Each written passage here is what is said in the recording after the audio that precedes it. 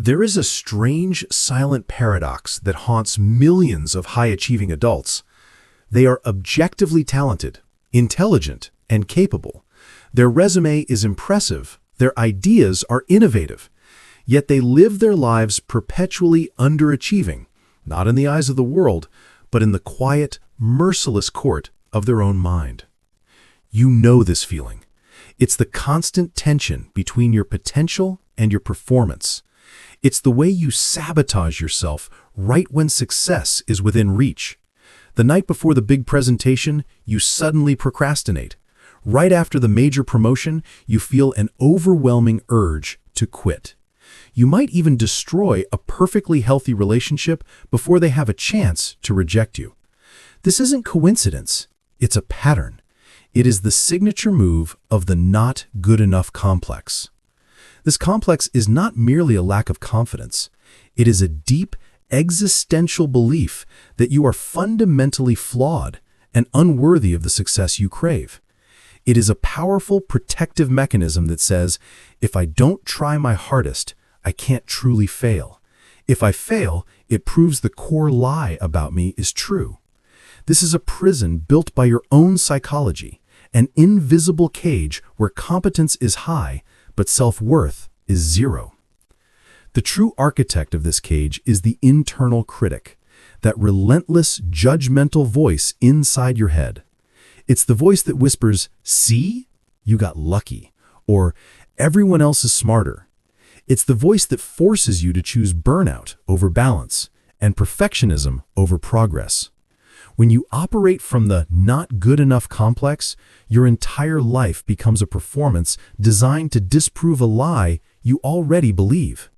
You are addicted to external validation, constantly seeking proof that you are valuable, only to dismiss that proof the moment it arrives. The ultimate goal of our journey today is to move you from living a life of validation seeking to standing firmly in a life of self-acceptance. But to escape the cage, we first need to understand where the blueprints came from. The vast majority of self-sabotage is not an adult failure. It is a childhood survival strategy. The belief that you are not good enough is almost always rooted in early attachment wounds, the way you learned to connect with the adults who raised you. For a child, connection and safety are interchangeable. If love feels conditional, the child learns to abandon their authentic self in favor of a performative self, a self that works tirelessly to earn connection. This is the bedrock of the complex, conditional love. You learned, perhaps non-verbally, that your worth was tied to what you produced, what you achieved, or how quiet and manageable you were. If you succeeded, you were praised. If you struggled, you were met with coldness or anger. The lesson absorbed was terrifyingly simple. Performance equals safety. Authenticity equals abandonment. This dynamic is often exacerbated by parental expectations that lean towards chronic perfectionism. When your caretakers measured your worth against an impossible, ever-moving standard, you inherited the burden of trying to be perfect. The child who never felt good enough simply becomes the adult who can never stop trying to be. To fully grasp this, we must distinguish between two powerful emotional states: guilt and shame. Guilt is external. It's the feeling that I did something bad. Guilt allows for repair and correction. Shame, however, is internal. It's the crushing feeling that I am bad. Shame is a verdict against your very identity. The not good enough complex is fueled by deep-seated shame. It tells you that your failures are not a result of a lack of skill, but a result of a fundamental flaw in your being. You don't feel guilty about making a mistake. You feel ashamed of being the kind of person who makes mistakes. Furthermore, success often becomes deeply intertwined with trauma and safety. If you grew up in an environment where visibility led to danger, maybe achieving something meant attracting a parent's envy, or perhaps receiving a good grade only increased expectations to an unsustainable level, then your nervous system learned a crucial, catastrophic lesson. success is a threat. As an adult, every time you approach genuine, visible success, your nervous system throws up the alarm bells. It triggers the old survival response, urging you to retreat, to fall back, to sabotage the very thing you want, because deep down, success feels synonymous with the trauma of being seen, judged, or demanded from. The lie is cemented. Staying small is safer than being worthy. The not good enough lie rarely shows up in a straightforward way. Instead, it wears several subtle, highly functional masks that can ironically look like signs of hard work or talent. The first mask is chronic procrastination. This is perhaps the most common form of self-sabotage. You are not lazy. You are protecting your ego. The logic is chillingly simple. If I delay starting the project, I delay the possibility of it being judged. If I only put in a half-hearted effort at the last minute and I fail, I can always tell myself, well, I didn't try my hardest.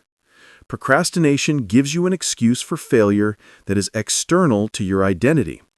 The truth is, the internal critic is terrified of a full effort resulting in a full failure, because that would validate the shame. The second mask is perfectionism and analysis paralysis. This is the loop of, if it's not perfect, it's worthless. The perfectionist sets an impossibly high standard, spends weeks or months trying to meet it, often leading to analysis paralysis, the inability to launch or complete anything because no amount of preparation feels adequate. This cycle ensures the work never sees the light of day, protecting the perfectionist from external criticism. The unwritten contract is, I must be flawless to be worthy of praise. Since flawlessness is impossible, failure is guaranteed, but the belief in the need for perfection is preserved. The third mask surfaces in relationships, the push-pull dynamic. If your core belief is, I am unlovable, then true intimacy feels incredibly dangerous. When a partner starts to get close, to truly see you, the internal alarm screams, they are getting close enough to discover the flaw. They will see that I am not good enough and they will leave. To manage this intolerable risk, you preemptively destroy the intimacy.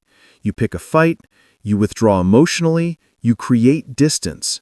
You subconsciously choose the pain of self-inflicted abandonment over the devastating pain of being rejected by another. The fourth, and perhaps most praised mask, is burnout and overworking. This is the desperate attempt to earn worthiness through exhaustion. The person trapped here cannot rest because resting feels lazy, and being lazy is proof of the shame. They operate from a place of chronic performance, over-delivering, over-functioning, and over-committing. The goal isn't success. The goal is to create such a massive wall of output that no one, especially the internal critic, can question their value. But this is a finite game. The performance is unsustainable, leading inevitably to a crash, which then only reinforces the original lie. You see, you couldn't keep it up. You aren't strong enough. You aren't good enough. These masks are not personality quirks.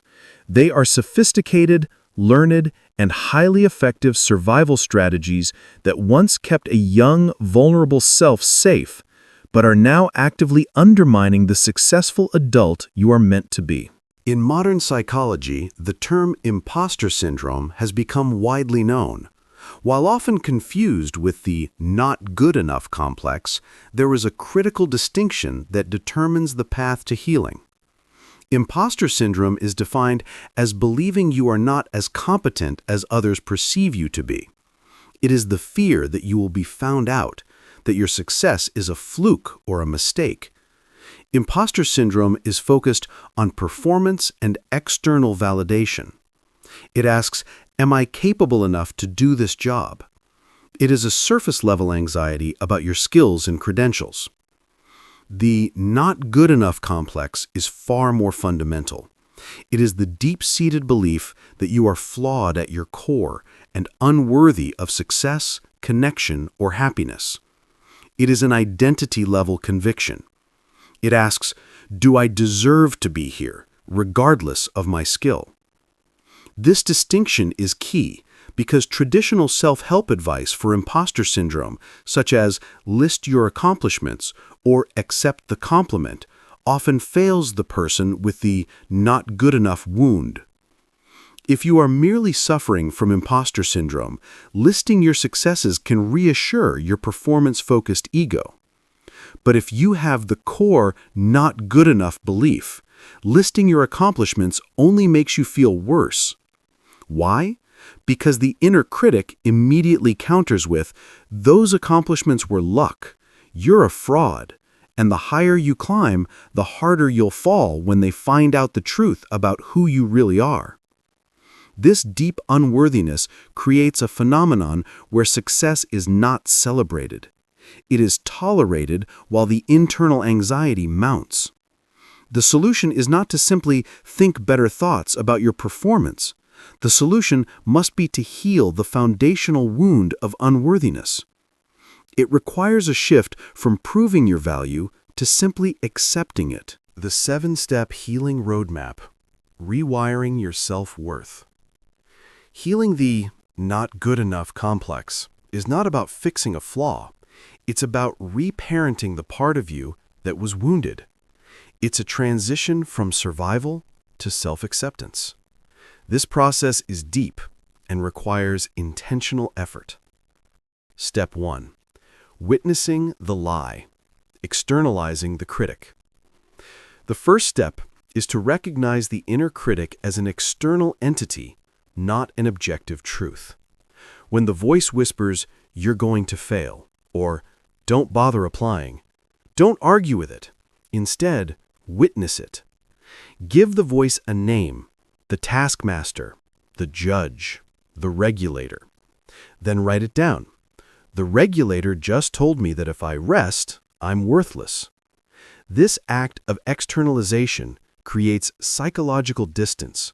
You are not the voice. You are the one hearing it.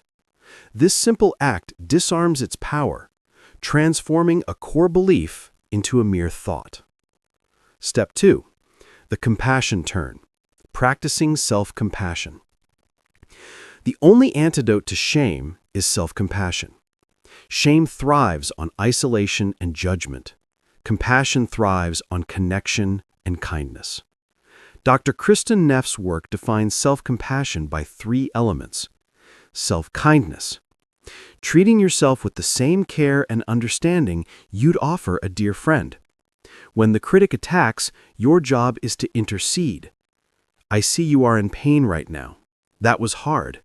It's okay to struggle. Common humanity. Remembering that suffering and imperfection are part of the shared human experience. Your struggle is not a unique flaw. It's being human. Mindfulness. Observing your pain without becoming overly dramatic or dismissing it. Simply acknowledging, this is pain. I am here with it. This practice retrains your nervous system to associate your flaws not with punishment, but with gentle care. Step 3. Detaching from performance. Finding worth in being. The not good enough complex ties your value to your productivity. To heal, you must deliberately untangle your worth from your work. This means finding value in being, not doing. Set aside worthless time, time dedicated to activities with absolutely no productive outcome, staring out the window, doodling, lying down. When the internal critic screams, "You are wasting time," you respond with, "My value is not determined by my output. I am resting because I choose to, not because I have earned it." Step 4. Boundary work. Protecting your energy. Learning to set and enforce boundaries is a radical act of self-worth. When you say no to an external request, you are simultaneously saying yes to your own needs, your energy, and your time. For the person used to performing for love, saying no feels like betrayal, or worse, proof of their selfishness. You must reprogram this belief. Start small. Practice saying, "Let me check my calendar and get back to you," instead of an immediate yes. Boundaries communicate to the world, and more importantly, to yourself, that your resources are valuable and finite. Step 5. Embrace good enough. The power of imperfect action. The perfectionist's motto is all or nothing. The path to healing requires embracing good enough. This means deliberately taking imperfect action. When writing an email, send the first draft. When starting a project, allow the first 20% to be messy and flawed. The goal is to separate the process from the product. The fear is not of a bad product. The fear is of the shame that follows a perceived bad product. By intentionally choosing imperfect, consistent action over perfect, stalled inaction, you teach your brain that making mistakes is survivable, and often the only way to progress. Step 6. Mourn the lost child. Acknowledging the past wound. The wound of unworthiness stems from a child that was not seen, validated, or protected. Healing requires mourning the childhood you should have had. This is not about blaming. It's about acknowledging the pain. Write a letter to your younger self saying the things they needed to hear. It was not your fault.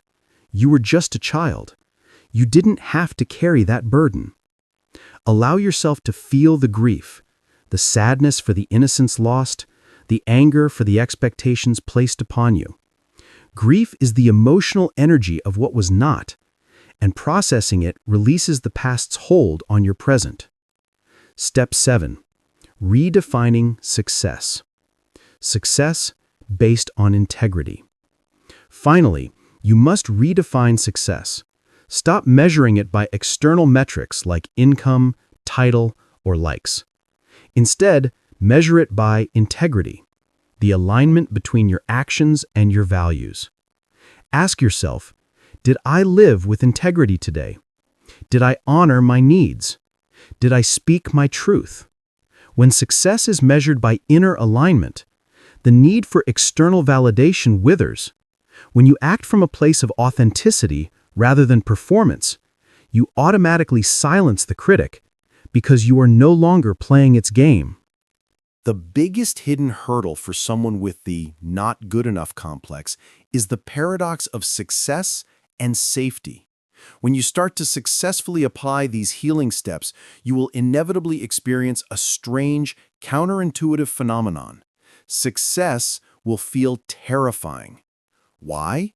Because your nervous system was programmed in childhood to view high visibility and high achievement as triggers for danger, abandonment, or painful expectations. The success you crave feels like an unsafe height, and the only known way to feel safe is to fall back down to the familiar baseline of struggle and anonymity. This is why we often see people self-sabotage right on the precipice of a major breakthrough. It's not a failure of character. It's the lizard brain screaming, "Alert! We are exposed! Retreat to the known level of dysfunction." To navigate this, you need to create a new baseline. You must teach your nervous system that calm is safe and success is not a threat. This is done through consistent, gentle practices, deep, slow breathing, meditation, mindful movement, and celebrating small wins without immediately bracing for the next challenge. Every time you allow yourself to rest and affirm that you are worthy of this peace, you are gradually rewiring the old trauma loop. Your value, your innate worth, is not something you have to pursue, earn, or prove. It is intrinsic. It is the air you breathe and the space you occupy. The lie of not good enough was a story written for you in a time of vulnerability.